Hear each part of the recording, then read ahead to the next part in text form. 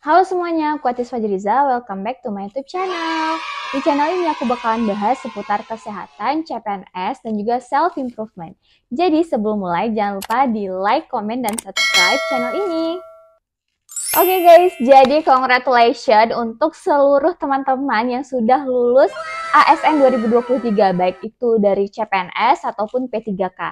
Semoga teman-teman menjadi ASN yang smart dan juga berkah, kemudian semangatnya itu nggak pernah luntur ya, jadi terus-menerus mengupgrade diri. Nah, selain fresh grade, pasti banyak nih teman-teman yang tes CASN 2023 tapi masih berstatus karyawan di instansi lain. Aku mau share terkait kapan resign yang paling tepat bagi calon ASN ya. Jadi jangan sampai menyesal, jangan sampai kayak aku nih dulu ya agak nyesal karena terlalu cepat resign ya. Yang mana mungkin selama waktu tersebut aku bisa menambah tabungan aku dari pekerjaan tersebut. Tapi aku saking excitednya ya, jadi memutuskan untuk resign lebih cepat. Dan ternyata bukan cuma aku aja, banyak teman-teman yang lain juga memutuskan untuk resign lebih cepat dan ujung-ujungnya tuh agak nyesal.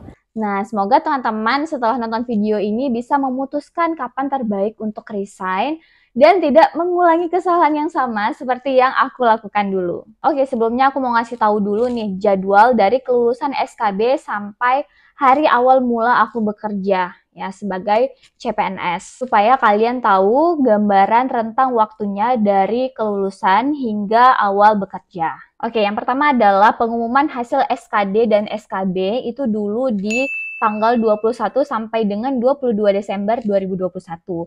Kemudian ada masa sanggah yaitu 25 sampai dengan 27 Desember 2021.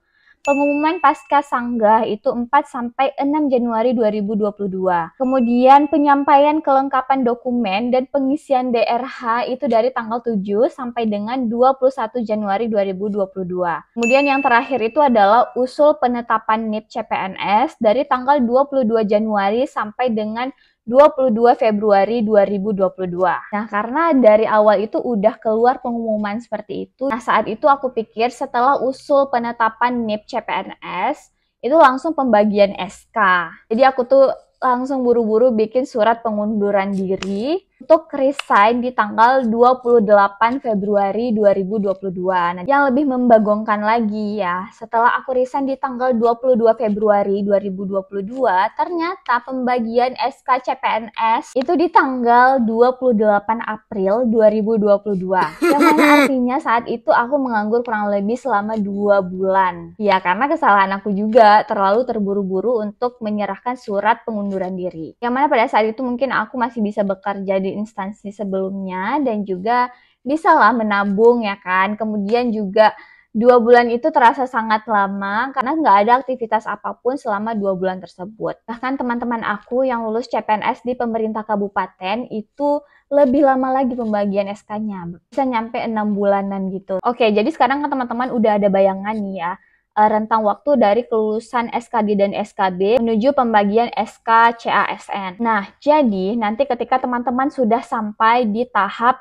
penyampaian kelengkapan dokumen dan juga pengisian DRH, teman-teman akan dibuatkan grup WhatsApp khusus oleh panitia. Nah, jadi di grup WhatsApp ini teman-teman akan dipandu dan juga disampaikan informasi-informasi menyeluruh terkait dengan berkas yang harus dilengkapi oleh teman-teman yang sudah lulus. Jadi saran dari aku, ajukan surat pengunduran diri ketika teman-teman sudah mendapatkan surat keputusan resmi terkait dengan pembagian SK 80% CPNS. Karena kalau belum keluar surat keputusan pemberian SK CPNS 80% tersebut, bisa jadi bakalan diundur dalam waktu yang lama.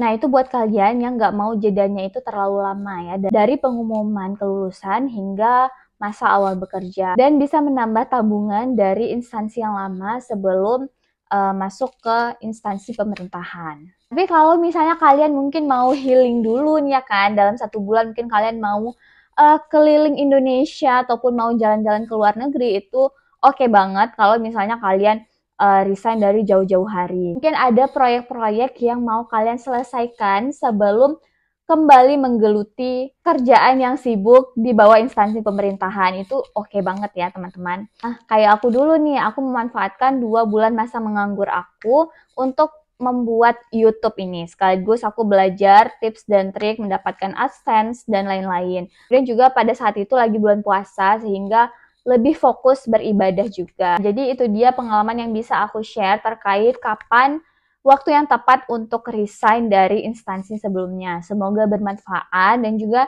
teman-teman tidak menyesal seperti yang aku lakukan dulu.